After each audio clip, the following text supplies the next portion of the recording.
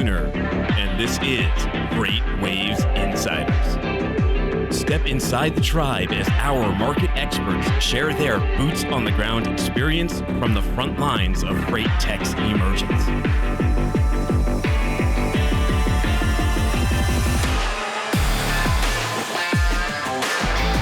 Welcome back to FreightWaves Insiders. I'm here today with local man, Rob Hatchett, president of Seat My Trucks. Yeah, Tim, man, I've been looking forward to this. I see you all the time. You have so much fun. I said, I'm going to go have some fun today, so I appreciate you having me. I didn't know you guys were so close. I know Matt. I see him on LinkedIn all the time. He's got stickers of his face. Yeah, and he just, it's one of that's marketing right there, right? And so people remember that, and so, boy, it's hard to forget that face of his, isn't it? How'd you guys hook up over at Seat My Trucks? So that's a great question. So Matt worked for me at Covenant for about 5 years, and we ran the recruiting department there. And so when I took this new journey and started this company back in February this year, I kind of had my eyes on Matt. He knew the way that I worked, and he knew 10th Street, which is a big part of advertising. And so in July of this year, I said, hey, why don't you come on over here and join me? And we've been friends for years. Our wives are friends, and so that's always good. So we have a great time, and so it's been a good year. That's the dangerous thing about a recruiter, because they know how to recruit good people. So if they strike out on their own, they might know who to bring. That's right. That is right. So, but yeah, he's a good one. Hey, so what is Seat My Trucks? You guys have been around for about a year now? Yeah, been around for a year. So, in the recruiting world, I spent about $2.5 million a year on advertising. So, got to really look into the advertising side of recruiting, and then also obviously managed our recruiters on a day-to-day basis and using 10th Street and converting those applications into hires. And so earlier this year, I said, hey, I'm going to go out on my own and create an agency. And so now we work with other carriers to help place advertising that produces applications that should then produce the hire. And so we kind of took our years of experience of being the carrier, or being the one responsible for hiring drivers, and said, let's go out and help others. And Seat My Trucks, when I was sitting in the room with operations, with safety, with executives, they're like, hey, we got 40 trucks over here. Who's going to seat these trucks? Yeah. And so that's the whole goal, is seating these trucks, whether it be through recruiting or retaining drivers. And so people say, how'd you get the name? I said, well, I heard it all the time. We got to seat these trucks. Yeah. So sort of like What the Truck, our other podcast. I've heard people saying at least one variant of that once in a while. That's right. That's right. So you got to go, hey, let's go with something people recognize. And so that's where the name came from. Marketing is so important. You bring up a great thing, especially in a space like yours. But I was looking at the Casper mattress company filing an IPO, right? And one of the big cost soaks in a company like that is ad spend, digital ad spend. Like Google AdWords at first, mattress in box, super cheap to buy that. Yeah. But each year as new companies enter the space and that word becomes more competitive, those costs skyrocket. What goes on in recruiting for you guys, and how much have digital ad sales increased? Yeah, so when I got to Covenant in 2013, I believe it was, we were still probably 30% print. Yeah. As everybody's moved from that print to digital. And so then over the next 5 years, we obviously went to 99.9% digital. And so that's where we're really looking, okay, what space is it where the cost hasn't gotten too competitive? So you look at social. So 4 or 5 years ago, it was a lot cheaper on social. And now everywhere you look, the social ads are going up. PPC, the same thing. And so you're constantly looking for that cost per hire. That's the ultimate thing, is what am I paying to get each hire? And so, in the advertising world, you have multi-carrier apps. Yeah. That's where a driver fills out a short form, and it goes to 20 different carriers, okay? And so that's one form, and that's your cheapest, but you're going to a lot of other places. And then you start getting in your direct leads, your social, your PPC, and as it gets more crowded, it gets more expensive, then carriers are having to go, hold on, how much am I paying for each hire? Yeah. And so we're always looking for that next. I mean, people ask me all the time about TikTok. It's one of those, it's like, well, our drivers on there, is that our next place to start placing ads? And it's one of those, well, how much does it cost to get an application from TikTok? And then how much is a higher cost? And so we're still having to learn that data. So is TikTok really emerging in the trucking space? I've seen a few videos go viral on there. There's actually a guy we had on What the Truck.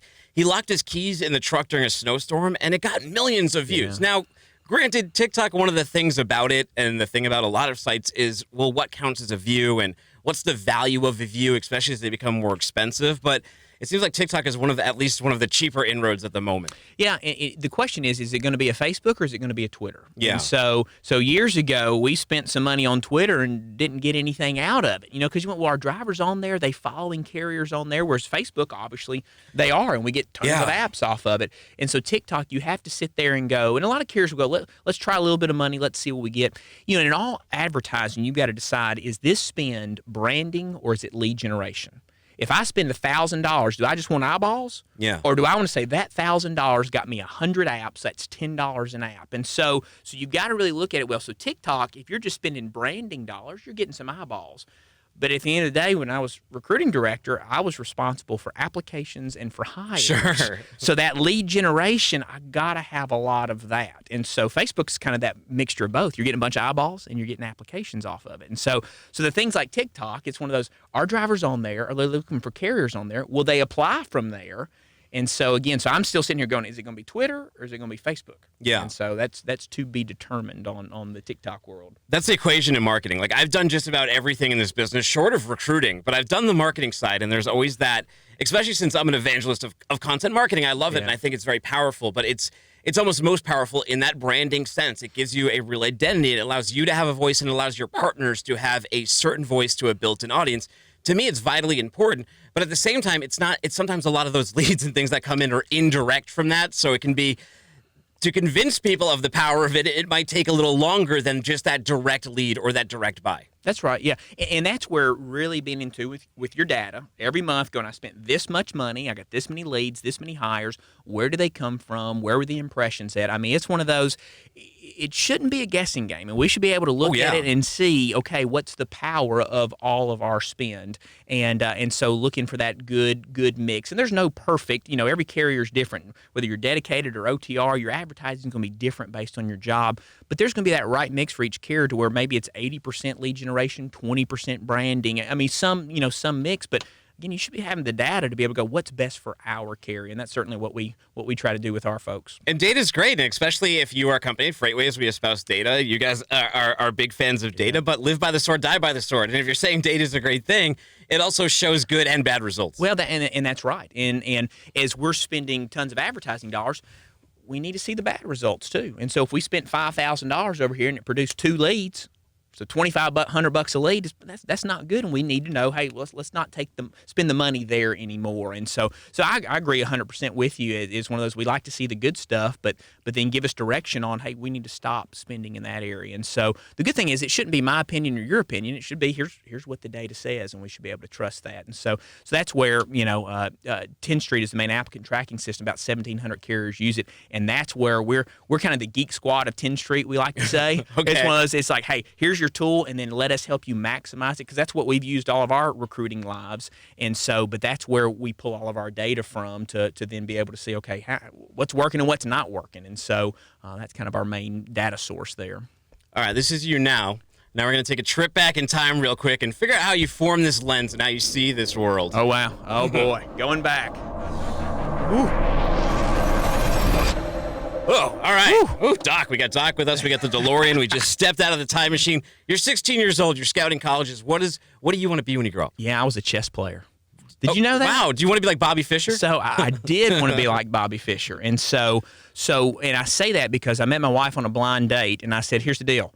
I'm a chess player in a football player's body, right? Uh-huh. Right. So, no. Well, for younger people, that's now that would be called a dating app. That's right. Exactly. Now, a blind date. It used to be like, a friend would set you up, or an acquaintance, right? Or even like some people would hang up like a flyer with like pull tabs. Yeah. Like if you're really desperate, you put your number on there, just a picture. That's like eligible. Yeah, that's right. There's FaceTime now. We literally went on a blind date. She picked me up at a hotel on Shallowford Road here in Chattanooga because I was new to town. Yeah. We went to P.F. Chang's. Wow. And she had me back at the hotel by 8 o'clock. I said, well, I guess that's over. And we were married 11 months later. Oh, wow. But on that first date, I go back and I was like, listen, I played chess. And so I say that because, my mind has always been strategy. Okay, if I move here, then what's the next move by my opponent? And then I'm going to move this, and then they're going to move. And so there's a lot of math and strategy involved with that. And so as I look back at Rob 16 going, hey, what do you want to do? It was always that strategic thinking that was so very important to me. And so then went to college, finance major, and so again kept focusing on the number side of things. And so that's where, as the kid, as I think about today, what prepares me to go, hey, what's the best advertising? Where do we spend this money? What do we need to do?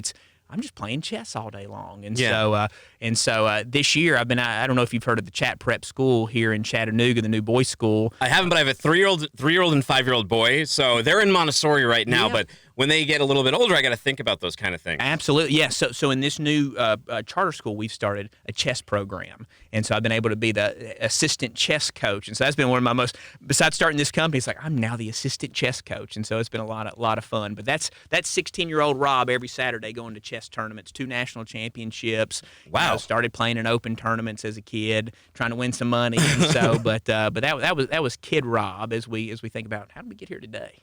Did you have a pathway to did you want to go pro though, or is it just like I really enjoy chess and understand that the thinking here and the pathways I'm building in my brain apply to other areas in life? Yeah, I wasn't good enough to go pro. Yeah. To be, I see some of these grandmasters, people I played This is against. speed chess, right? We got to hit the...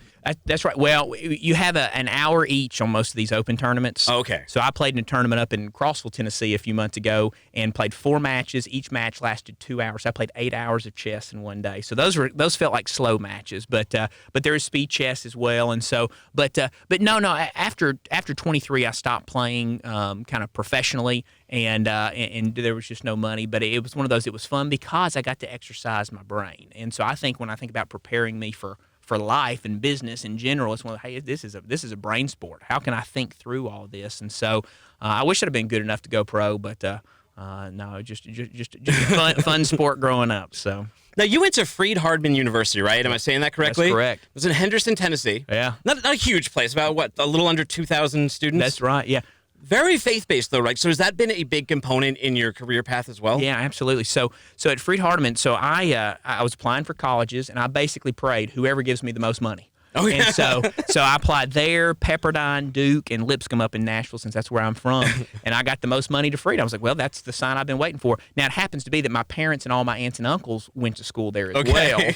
But that wanted me to keep me away from going there. And so, but it ended up that they gave me the most money. I said, okay, that's where I'm supposed to go. They didn't have SEC football. That was one thing that if they'd had SEC football, but yeah, so that's been a huge thing. I like that you applied to God for financial aid. Hey, it's one of those things. God, I need money to go to school, and whoever gives me the most, I mean, that's how I seek wisdom right there. Is go, hey, I ask for it, but yeah. So what's faith has been a huge part, and again, you just think about the morals of faith of work hard and treat people right. I mean, that's very scriptural, but it's also, hey, if you apply those 2 basic concepts, and so that's certainly what I have attempted to do throughout life. Is hey, you wake up, you work hard, you treat people right, then that's going to help you succeed. And as I've had the opportunity to talk to a lot of high school classes, and those are really the 2 points that I go, hey, this is what I learned throughout my family life and my education is work hard, treat people right, and that's what I try to plan into, especially kids about to graduate high school. Those are the 2 most important, to me, characteristics a person can have. One of the core themes of this show in almost every episode is how people end up here and how they end up in logistics. And the reason why I always focus on that is because they're always such indirect routes, but it brings such a diverse type of thinking to this business because everybody has kind of a little bit different pathway here. They're not that direct. Now we're seeing more colleges offer degrees in supply chain and logistics, and you're seeing people like, I believe, like G. Schreiber. He actually went to school. What was it, G? I think, no, G worked in lighting. One of the other gentlemen I was talking to, he actually went to school for this stuff, though. Wow. He spent he did all that stuff, and he started a business. But most of us were doing something completely different. Yeah. You did realty for a while, right? That's right. So I was president of Crye-like Realtors, and so it's based in Memphis, Tennessee, and in Nashville. And then Mr. Crye moved me to Chattanooga. So that's where we go back to meeting my wife. Got moved to Chattanooga, so Crye-like is here, and I had Huntsville and Atlanta and franchises in Nashville. So I was traveling all the time. Meet my wife, blind date, married for 5 years, and we look at each other and we said, all right, we're spending too much time apart. I'm 100% in real estate. You're 100% in trucking. Yeah. We don't have kids, and we're just running different directions. We said, we got to get together. I said, either you need to come with me in real estate, or I need to get with you in trucking. And so my wife looked at me and she said, why don't you come get with me in trucking? And so I left real estate and so went over to Covenant, which is my wife's family. They started Covenant 30 whatever years ago. And so when you think about real estate sales, I had 3,000 commissioned real estate agents, okay? Well, the perfect fit was recruiting. I didn't know trucking, except for sitting around the dinner table with my wife talking, just picking up on stuff. Yeah. But when you talk about recruiting truck drivers, it's the same stuff that I was doing with real estate, with training my agents on, hey, how do you get buyers and sellers? Well, now we're training our recruiters on how do you get people to choose our company instead of another company. And so it was such a great transition from the sales side and selling people. Again, I love people. And so a lot of this is just the psychology of people. What's going to make them want to choose us? I'd been doing the same thing in real estate, so I went from recruiting realtors and recruiting buyers and sellers to recruiting drivers. We used print, we used digital.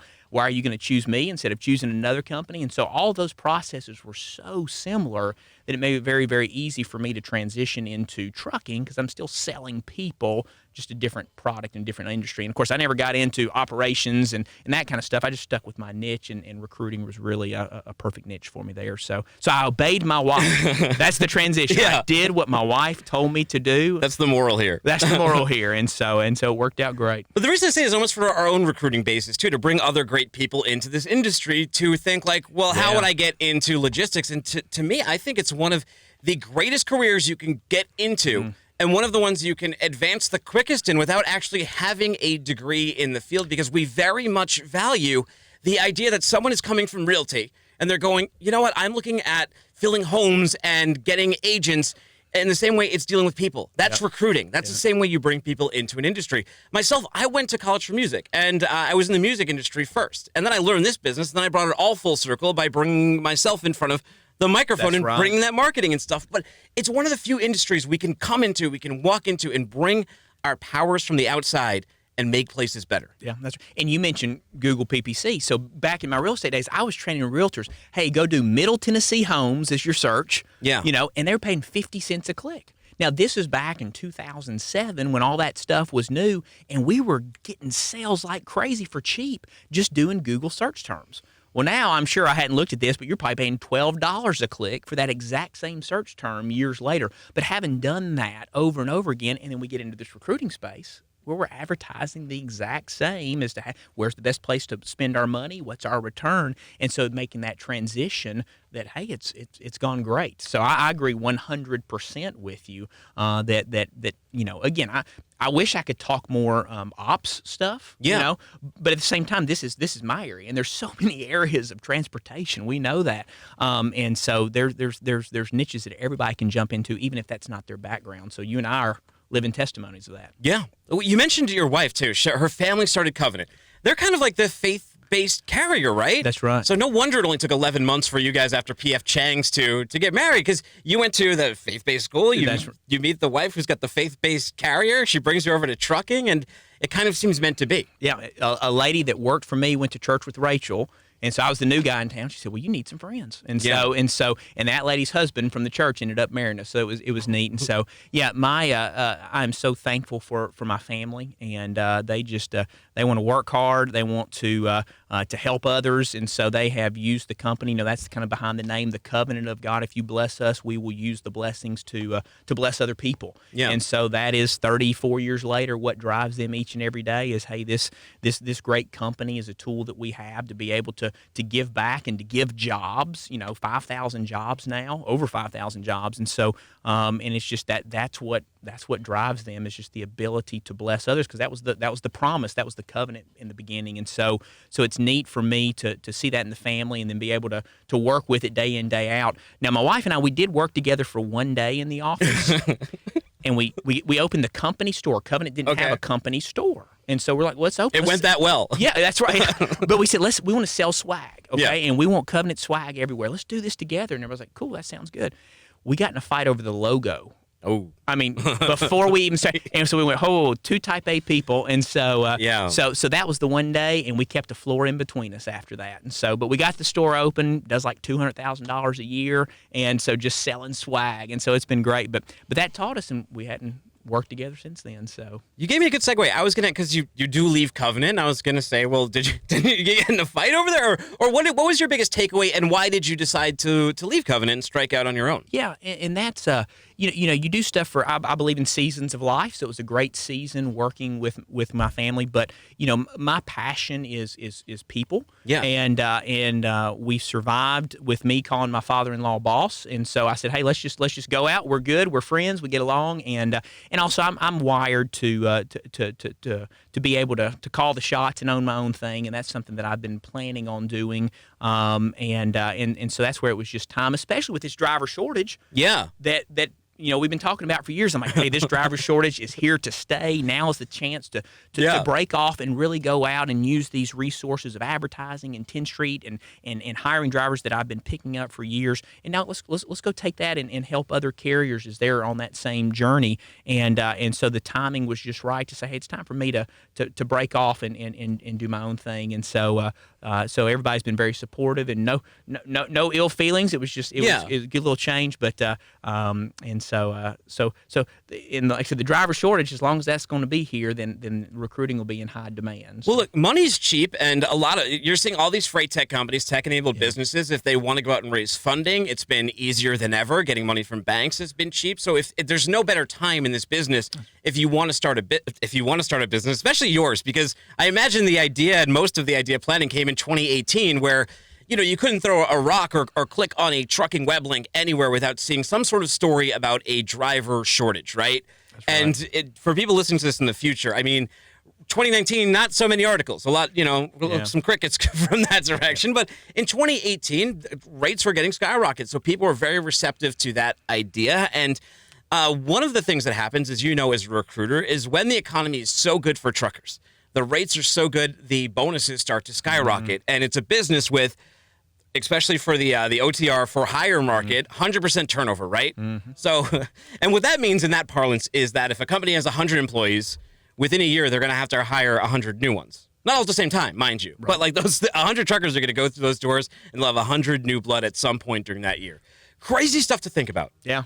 Yeah, and you talk about 18, it's one of those, some carriers were doing 2 and 3 pay increases in 2018. Oh, yeah. Because it's one of those, if rates are so high, everybody's wanting, hey, let's add 10 trucks. Oh, let's add 20 trucks. And so the rates were supporting all of that. And so if you want to add trucks, you got to increase pay a little bit. So it was amazing the number of press releases we all saw of pay increase, sign-on bonus that came out of nowhere, sign-on bonus. And so as you mentioned, crickets this year, I could probably count on one hand the number of pay increase press releases that we've seen, and obviously that's driven by rates. Well, Walmart kicked off the year actually in 2019. They're like the gold standard. So this tells you just how big that economy was for they were like 80. They raised their prices to their average salary to $87,500. And they're already one of the, they have 12% turnover. Yeah. And I think it's about like 35% turnover in the the big carrier sort of stay on employee market, but still that's what 2/3 less. Yeah, and that's where when we saw that and we went, okay, when they start going, hey, we're needing to hire drivers again. If I'm going, hey, I'm starting a company to help, I'm like, this timing is absolutely perfect. And so it's amazing to see kind of the differences between the 2 years. And now we're sitting here in 2020 and go, okay, is it going to be 2018? Or is it going to be 2019 again? Or what's this year going to look like? And that's where we're all talking our crystal ball. I know from the freight rate standpoint, but in our world for hiring, okay, is this going to be 18 where we can't hire enough people? Or is it going to be 19 where, man, it's pretty easy to hire folks right now? And what's this year going to look like? And so that's been fun as we've all, again, looked in that crystal ball going, okay, what's it going to do? Yeah, so how did 2019 go with it not being as competitive a market for drivers? You guys are launching this business. You still have the skill set, though. You still know people. You still know companies, and you still want to see trucks. Yeah, that's right. So 19 was a year where it turned into the last 6 months where our goal was actually helping people save money. Yeah. Because if it becomes easier to hire drivers, what are you going to do? Let's save some advertising costs. And so it's one of those things where that wasn't the role that I was expecting us to take, but we really walked through, and we're working with about 20 carriers now. And so walked through, okay, when it's easier to hire drivers, what options do you have?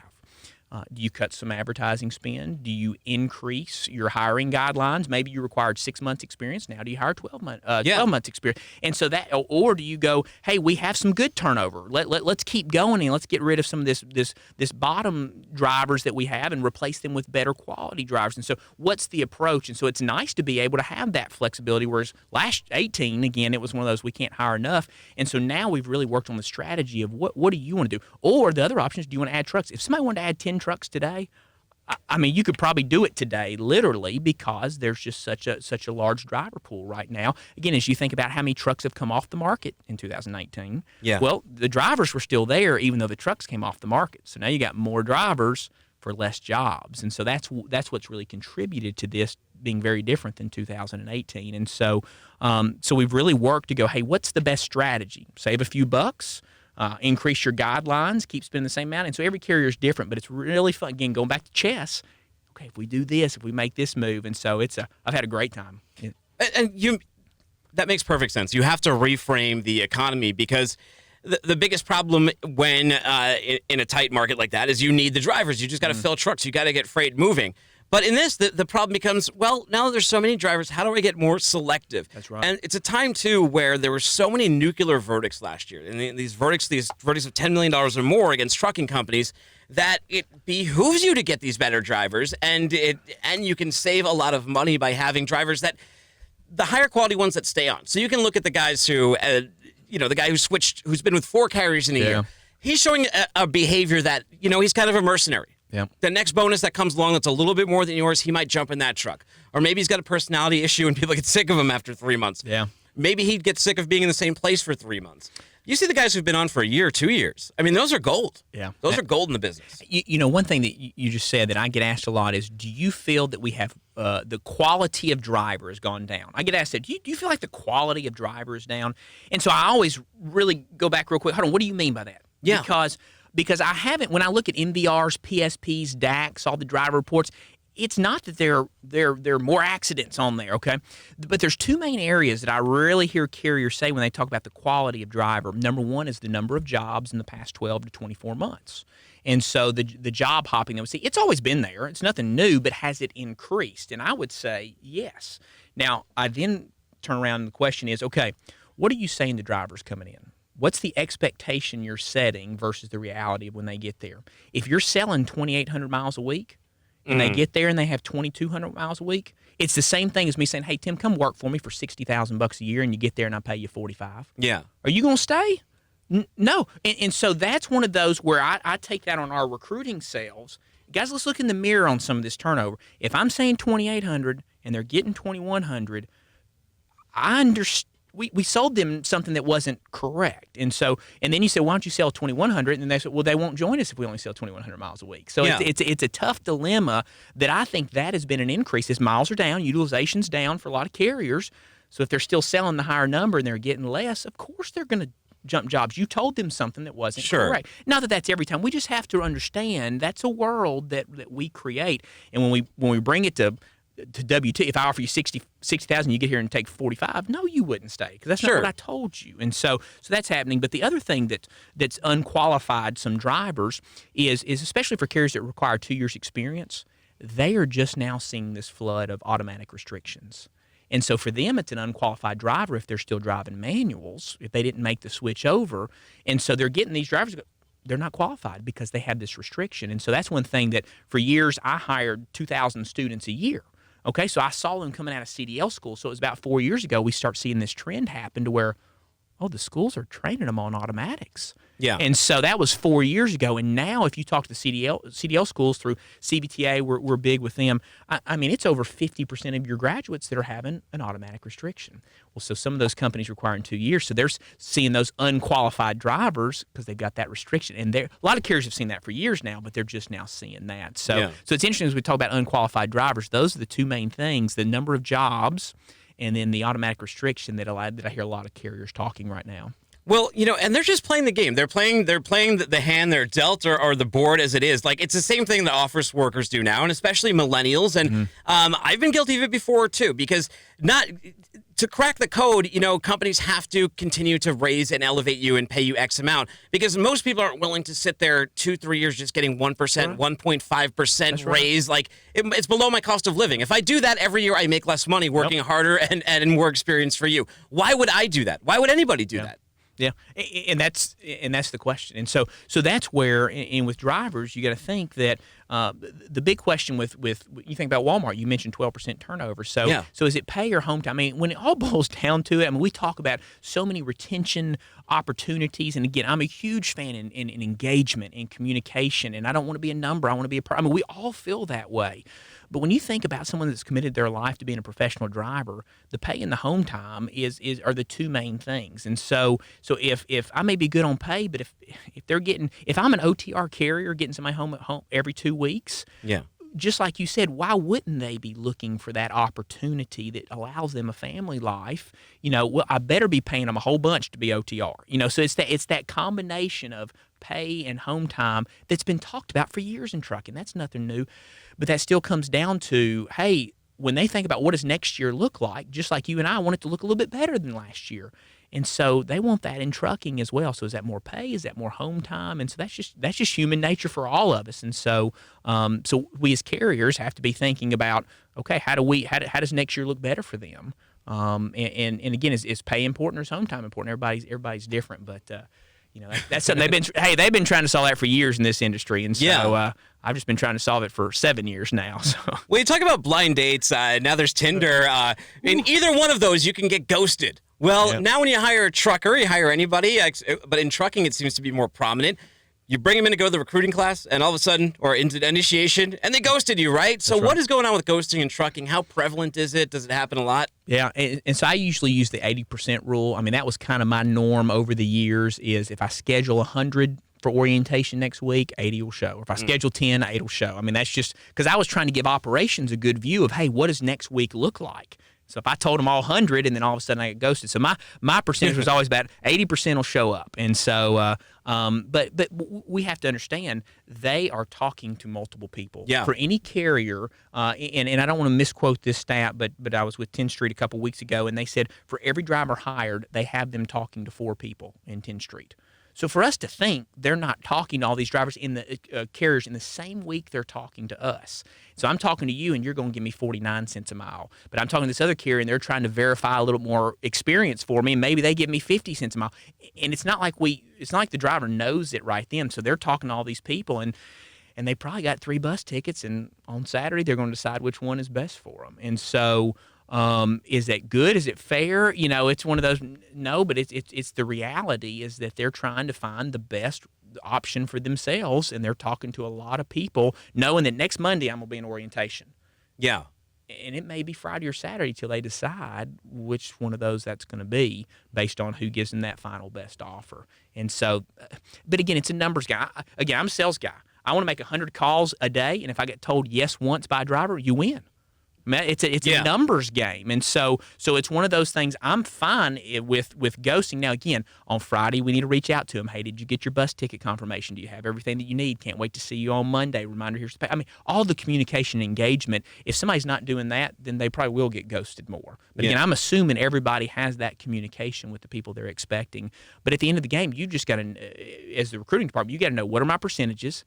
And it's a numbers game, and I just got to go out there. And again, I'm one of those, I got no problem making phone calls. And so, because, again, I need one driver. If a recruiter gets one driver a day, that's 5 a week. And of that 5, 4 are going to show, remember, 80%. And if they have 4 hires next week, they win. That's fantastic. And so, but yeah, I would just say if you're not engaging on Friday, if orientation's on Monday, then that's where you start. But you still may engage, and they're still going to. But again, they're talking to multiple people. We just got to realize that's trucking. That's trucking, and they're not doing anything wrong, and we're not doing anything wrong, and so they're just trying to decide what's best for their family. It's funny because I was on the Road Dog show. We get to talk basically directly with truckers on Road Dogs on Sirius XM, and I asked that question a lot of drivers, like, what attracts you to a carrier? Now, they all say, pay and home time. Obviously, like those are. But I was like, so aside from pay and home time, the most obvious pieces of the pie, what else is there? And I think the third most prominent one was like seat comfort. They're not even like huge major things. It was like seat comfort. I think it was like a cooler or a fridge. Yeah. Not even like a flat screen TV. Yeah. There was just like decent sleeper space, decent interior cab, newer technology. Yep. And I was like, okay, so newer technology, do you mean in the cab cams? Do you hate those? And I was surprised that a lot of people who have been using them don't hate them as much because they actually feel a little bit protected by them now that they're used to them. Yeah. And all those basically truck specs, and you can think about that, that's their life, living in the truck. And so the tough thing, we've had these conversations on, okay, if an APU costs $800 a truck, I'm just throwing numbers out there, and refrigerator is $900 a truck, and the upgraded seat is $400 a truck, and you've got, 100 trucks. Well, I just spent, $3,000 a truck times, I just spent $300,000. And then you look at me and go, now, Rob, how many more drivers are you going to hire because of that? And so now, is it a recruiting play or is it a retention play? And so that's one of those where, we can spend a lot of money in this world, and the key is making sure we get a return. And so, but the seats, if I'm sitting there driving 11 hours a day, I want a comfortable seat. Well, who's going to sign off on an extra $400 seat times however many trucks you got, and then go, hey, we're cool spending that money, because either recruiting or retention, it's going to be better. And so there are just so many things. I mean, I'm a huge believer in, we got to have Wi-Fi in every truck. I mean, you want to talk about a life-changing thing. Yeah. When you're out there on the road, parked somewhere, again, so many of our good truck stops have Wi-Fi now for the drivers, but if you're somewhere out and you don't have a good Wi-Fi, and you're using all your data, and we know at some point that's going to slow down. That goes quick too. Take a road trip, take a long road trip, and all of a sudden you'll start getting those messages from AT&T that they're going to throttle you down to 128K. Right. Well, take a road trip where you're sleeping in your vehicle, so when you're watching TV, you're just watching it goes so quick. It's one night. And so that's where, again, I have met with every provider out there going, how do we get Wi-Fi? Every truck is a Wi-Fi hotspot. That is a life changer to me, just like a better seat, just like a better bed, just like a refrigerator. But Wi-Fi is so important in our world. I'm like, how come we can't make sure they've all got it to where they're not having to pay and so, because carriers want to send videos to drivers, and they're like, listen, I can't watch your video because it's eating up all my data, or if I'm unlimited, it's already slowing it down. And so that's one that I don't know, maybe somebody listening can have that answer, because I've been looking for years to give that to them, because again, what would you and I do if we're in places without Wi-Fi? I would go crazy. I wouldn't know what to do. Yeah. And if you think of a trucker, it's not like I want to sit around inside of a rest stop all the time. I'm kind of a solitary animal. Mm-hmm. I want to be in my cab. I want to be in my cave, my little den there, my own little man cave on wheels. And I want to, if you look on YouTube, some of the most watched videos are just like truckers filming themselves driving, because these guys park the truck and just watch other people living their life. That's their drama and that's their interest. But there's also this misconception that drivers are troglodytic or barbaric. No, they were one of the first wired, because think about it. Who wants FaceTime more than a driver to get in touch with their family? They're on the road all the time. And to them and military them. people. Them and military guys probably use that more than anybody. Absolutely. Other than grandmas, maybe. Once my grandparents figured out how to use FaceTime, it was over. And think about the next generation of drivers. We started a program that ATA is running now called Tomorrow's Truckers, where we're trying to go into the high schools and just talk about the career as a professional driver. And think about that.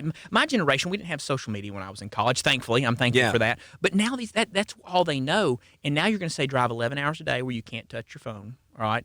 And then live in an environment where I don't know about Wi-Fi. We'll see. It's one of those that would shock their systems if they had to do that. And so that's where we got to think about that next generation. And it's almost, these trucks are already computers on wheels. We'll soup it up even more. Now the problem is the carrier has to pay for all that. Yeah. But when we hit this driver shortage, we may not be there today, but when we hit it, we got to be thinking about the technology on the truck and make it a Wi-Fi, hi-fi environment. Hey, no driver will ever agree that there's a driver shortage, but every driver will agree that there's a good driver shortage. They all will. Whenever they call them, they'll say there's no such thing as a driver shortage. The ATA is completely wrong. And look, we use sonar. We use data here, and data tells you if there's a driver shortage or not. But there is a good driver shortage, and there's a good employee shortage, and there always is, because there's always people who are going to work harder and work better. But a funny story, when I was in college, you mentioned social media. In my first year of college was in 1997, and I was in rural Vermont at Bennington College, and I had an AOL account, and I had to connect to a number that I guess was considered long distance by my phone thing. So I remember when my first phone bill came, it was $875. My parents were like, I remember for my 16th birthday, which was 1997. Yeah. So your first year, my parents got me a cell phone, and it had 30 minutes on there. Wow. And so anything over 30 minutes was like a dime or $1 a minute, and I let some friends borrow my phone, and that first bill came that was $350 or something like that. And I was like, oh And so now we're just not used to that today. But I just remember in the very beginning days, I did the same thing to my parents, and I feel bad at that. I need to go write my dad a check right now and go, I'm sorry I ran up that first bill. But 30 minutes is all I had. Yeah. It's crazy. Yeah. Drug and Alcohol Clearinghouse opened this year. There's been some speculation that would take a lot of drivers out of the pool. How many, we don't know. The first day, you guys did a poll. I know you did a poll on LinkedIn, and one of the answers, I don't know if it won, but it won in real life. And I went and checked the Drug and Alcohol Clearinghouse the first day, and it was down, right? It crashed. Yeah. I did a survey the week before of all the recruiting directors that we work with, and I just said, hey, what do you think is going to happen next week? Do you think it's going to go smooth and everybody's going to get activated on time? Do you think it's a couple little bumps and maybe a day or two delay? And then the third option was website crashes and gets pushed off, which kind of that's basically what. Who was even the 10 or 20% who said it would go smooth? Like what were they thinking? And of course, and here's the reality: anytime you roll out that kind of stuff, that you're about to get a ton of traffic you initially weren't getting. I mean, it may have some kinks, and so with anything in life, it's how you respond when something happens. So again, I know that's what they're still working on is that response. And so the toughest thing with that is just getting drivers signed up, because for recruiting departments, you've got drivers who don't even know what we're talking about. If we think every driver understands the clearinghouse, they don't. And then all of a sudden they talk to a recruiter, get to orientation. They're like, what's this? What are you making me sign up for? We not only have to tell them about signing up, we have to tell them what the whole stinking program is. And so that's been one of the more difficult things, is being the people that have to relay the message, because not every driver knew about that. And so that's been tough. And then obviously getting signed up. But it's going to be interesting because, obviously it's looking forward and not backwards. And so we've got to build the data up before it starts to have a big impact. Where I think the immediate impact will be, and again, this comes from my days as the carrier. So if someone happens to go to an orientation on Monday and fail a drug test there, well, they could be at another carrier's orientation on Wednesday, not tell that carrier, hey, I was over here on Monday, and all of a sudden you hire. Well, how's that carrier supposed to know? The driver didn't tell me. We got nothing saying that they were there. Well, now if they go there on Monday, fail a drug test, they report it to the clearinghouse, they show up the next carrier on Wednesday, oh, I'm going to have visibility now of what happened over there. So I think that, and of course that's one-offs, but before we couldn't really catch that stuff. And so now I think that visibility for the more immediate effect. Now, give us 6 months or 12 months when we start actually getting a lot of data and a lot of reporting, it will certainly start, impacting the number of drivers on the road. So I don't think it's a today thing, but once the data is in there and once everyone's reporting correctly, it's going to start pulling drivers off the market, and so that's really what we're looking for is, is this like if 18 to 21-year-olds, that was a huge talk in 2018. Yeah. We got to have drivers. Well, that would put more drivers on the road. And so I'm kind of looking at 2020 going, okay, if we clearinghouse should take a few drivers off the road. If 18 to 21, that would put a few more drivers on the road, and just kind of looking at, hey, where are we going to end up this year? So those are a couple things that I'm really watching just in terms of the driver pool. Overall. Do you get some of those candidates who have those blemishes on their record? They're coming to you and they're going, look, I got pulled over for, I failed a drug test a couple of years ago or recently, or DUI, or I got into an accident. What do you tell the tougher recruits, the ones who are like, okay, we're gonna have to work with you to place you? Yeah, and that's where, every carrier has hiring guidelines. And so it's one of those, in every situation's different. I get asked a lot of questions. What about this guy? You got to look at the whole picture of a person. And so there's certain things that you can review. There's certain things that you simply can't review. And you mentioned insurance companies earlier. I mean, as we look more and more to renewals that are coming up for a bunch of carriers and going, okay, one, are you going to get renewed? Number two, is the cost of your renewal going to go up? Your insurance going to go up? And is the insurance company going to say anything about your hiring guidelines? Yeah. And so, because they're, if they say, hey, you'll take one preventable accident in the last 3 years, we want 0 if you want your renewal. So are they going to be a part of the hiring guidelines? So that's one thing that I'm really watching, is so much talk on insurance, and they're wondering about the drivers we're hiring. So what impact will that have on the guidelines? But again, every situation's different. Some stuff you go, hey, let's review it. Let's talk about, if it's driving, can we train you? Can we put you through a refresher course? Because obviously you can't back. You've had 6 backing accidents. Let's work on that. But if there's certain things though that you go, hey, we're going to have to wait 6 more months until that's been over a year old, and then we can see that you've proven that you're driving safer now. So. Yeah, those are tough. And again, that's what makes it so tough for a recruiter. You got all these reports and you're looking at this full picture going, okay, are they qualified, or what can I do to help them get qualified so that they meet our guidelines? And so, again, it's playing chess. It's moving pieces and strategically thinking for every person you talk to. What are some of the crazier requests you've gotten? Have you gotten anything ridiculous or just like, you're like, it's just completely out there? One of the things is pet policy. Every carrier is different. Do you have a pet policy? Do you not have a pet policy?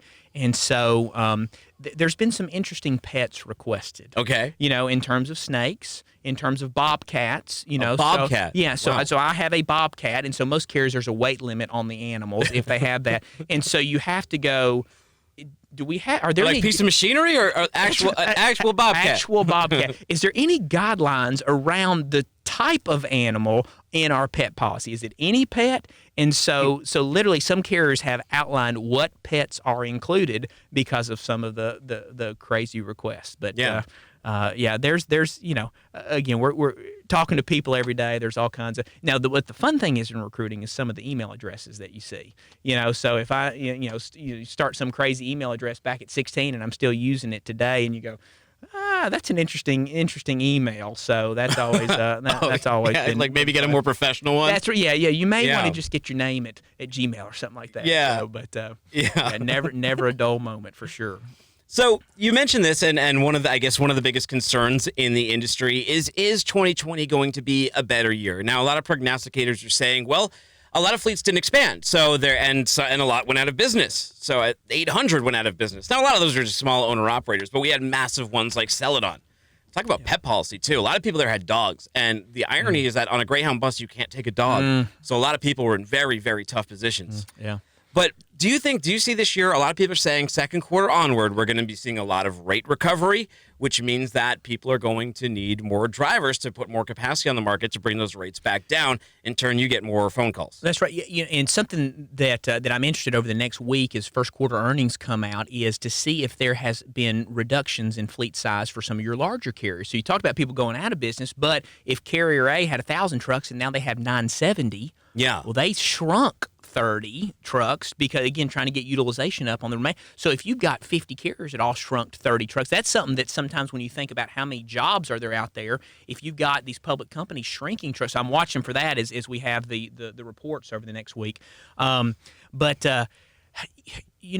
we think about this year, and this is kind of my simple math, if there's more trucks than freight right now, again, I'm just thinking capacity, more trucks than freight, so rates are down, and there's more drivers than trucks. Now, again, good drivers, that's where some of the struggle is, but good qualified drivers, but more driver looking for jobs than trucks, then rates are going to have to go up for people to want to add trucks to need more of these drivers. Yeah. And so in my world, I'm watching what so many other people are watching on the recruiting side is I need these rates to go up first, and then the trickle-down effect is, let's add 10 trucks now. We need more drivers. And so it's just, when does that get down to the recruiting world? Again, and this is where I ask all my people, would you rather have 2018 or 2019 again? 2018, the most profitable year in trucking for many carriers, right? And couldn't hire enough drivers. Yeah. Okay? And had some open trucks.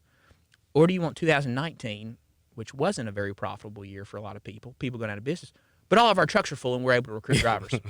I think everybody would say we'd like to have 18 again, where it's tough on recruiting, open truck, and we're making good money. So that's one of those, and again, we all know that rates have to go up. That's the leader. So, I mean, I'd like to see 2018 again, not just for my business, but for the overall, for carriers in general, because that's when they start making more money.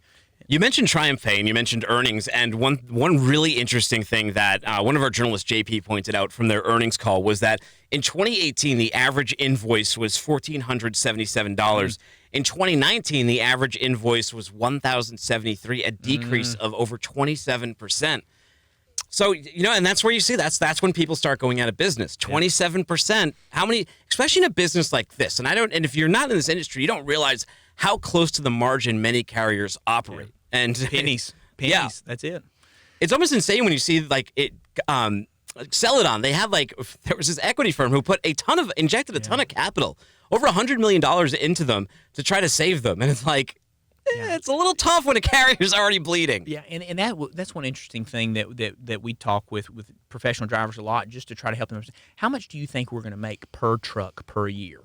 And that's an interesting thing. And I don't know what that number is for every carrier, but you think about if somebody's got 100 trucks and their goal is to make $300,000. That's $3,000 a truck for the year. I mean, that's not that much money on this asset that cost $130,000 on the driver that we're paying $60,000 to, on the fuel that we're having to put into that, and on this truck we're spending $400,000 to make it run, and we're trying to make $3,000. Yeah, and so just when it goes back to the pennies game, to where the margins are so small. So you take out the rates. Well, driver pay, you're not going to reduce driver pay, are you? And so, okay, your cost for the truck is still there, and so diesel cost is still there, and again, could possibly go up some. And that's where I've heard so many people say, at the end of the day, the person that owns the truck has to make money. Yeah. For the rest of us who are in transportation, but we don't actually own the asset, we don't own the truck, we need the guy with the truck to make money. All of us do. And so in this 2019 environment, it was easier on recruiting, but it's one of those, but I want the people with the trucks making lots of money. That's what we all need that are a support to them. And so as we think about 2020, I want us to get back to that year, back to 18, where the guy with the truck is making some good money, and we'll all be supported with that. Yeah. We're nearing the final mile here. So do you have any facts that may surprise us, or a funny story from your time in the business? Oh, wow. One of my favorite things, and I think this is a lot of people who really love trucking, one of my favorite things is becoming friends with our professional drivers. Yeah. And so... Usually hilarious guys, too. They're just funny humor. Job. Oh, yeah. And so one of my favorite stories is this husband-wife team that I became good friends with. And the neat thing about trucking is you can take home time anywhere you want to go. So if you said, hey, for my home time, instead of coming home, I want to go to Las Vegas. Well, we can get you a load to Las Vegas, and you're there for 2 or 3 days and have a good time and get you a load back out of there. And so we had a husband-wife team who said, we're going to go to Hollywood for our home time. And so I think they drove 6 weeks straight and had a full week off, got them a load to Hollywood, and they were there for a week. And while they were there, they said, we're going to go on The Price is Right. Wow. And so the Frasers, their name. So she texted me and she said, hey, watch The Price is Right. Of course, they tape and then show it a few weeks later. Watch The Price is Right on this date. And I watched The Price is Right. She won. She got caught up on stage. And so it's just fun to think about how trucking makes that kind of stuff happen. Yeah, we'll send you to Hollywood. Yeah, we'll get you a load back out. And yeah, that's so you hear about seeing the world and you hear stories like that and you go, that's great. And then the number of stories where, again, friends, people that I know that we're texting and they say, hey, I just bought my first house. And trucking and this carrier, and every carrier has those stories, and that's why we do this. That's why I want to, my passion is finding those folks that may be making $30,000 a year and saying, hey, we can pay you $50,000 a year, $60,000 a year, and I'm talking about for all the carriers that we work with and all the carriers out there, and you just changed a life. Yeah. Doubling somebody's salary. And so when I talk to recruiters every day, it's one of those, you're offering every day to double a lot of people's salary. And if you don't get excitement and passion out of that, and so when I think about that, and then I get the calls from the stories of bought this, $30,000, $40,000 truck because of my trucking job, and all this stuff that we didn't have, and trucking gave it to us, and our recruiting department brought them on. And so that's when it gets real fun. And that's when it's real. And you go, this is why we do this. And so thankfully we've had enough of those stories that wake you up every day going, okay, who am I going to give a raise to today? Yeah. Or who am I going to get home more often, depending on your type of job? That's changing lives. And so that's what I love. And then getting to know the people so you get to hear the stories. After college, I lived in Hollywood for a little while. And CBS Studios is right next to this place called the Farmers Market in the Grove. And whenever they would have tapings at CBS Studios, you'd see people walking around with the price, like the name tag, the price tag on them. Well, you mentioned blind dates with your wife. When I was working at the Grove and she was working at I was working at the Farmers Market, she was working at the Grove. We worked like maybe 100 yards from each other. We never met. We didn't meet until like a decade later. But we ended up in multiple places at the same time. It was, I don't know. If there is a God, he was like, he kept trying to put us in the same place. And I think like 8 or 9 times we just missed. But then finally our ships crossed the night on a blind date, on a dating app. Yeah. So my wife and I, we actually crossed paths 4 months earlier at a wedding of mutual friends of ours in Nashville, and my mother was the wedding director. Oh. And she ran across my future wife, and my future wife gave her lip because my mom made her go upstairs. Oh. And so we put all those pieces together months later and realized, well, y'all's first run-in wasn't the best. But it's neat just kind of how you see all those pieces come together, and you go, well, that's, again, you can call it coincidence. You go, well, God, that was kind of funny you make it happen like that. But yeah, a lot of good stories in trucking, and I appreciate you letting me share some of those today. This is passion, man. I know you got the passion too. Yeah. So it's a great industry. How do people reach out, find out more, get in touch with Seat My Trucks, and get a job and buy that house, make more money? Yeah, seatmytrucks.com website. That's the easiest way. It's got all of our contact information on there. And again, we're focused on looking for carriers that need to generate applications. And so we're a company that helps them generate those applications, because that's the first step to getting a driver. Yeah. You got to get a call. You got to get an application. And so we love helping with that, and then turning those applications into hires, and seeing the fun that those folks have ahead, and let them make money, buy their first house, all those good things that we all love to see. Nice. You can find this show on Apple Podcasts, Spotify, Stitcher, everywhere podcasts are heard around the world, or subscribe to Freightcast. It's got every single FreightWaves podcast. Good stuff. Download the FreightWaves TV app, and I think this might be one of our first filmed ones. So, oh, wow. Yeah, you're on camera, buddy. Hey, yes. I didn't want to make a cut. I didn't even tell you. Rob, thank you for letting us step inside your world today. Thanks, man. Great Take job. it easy.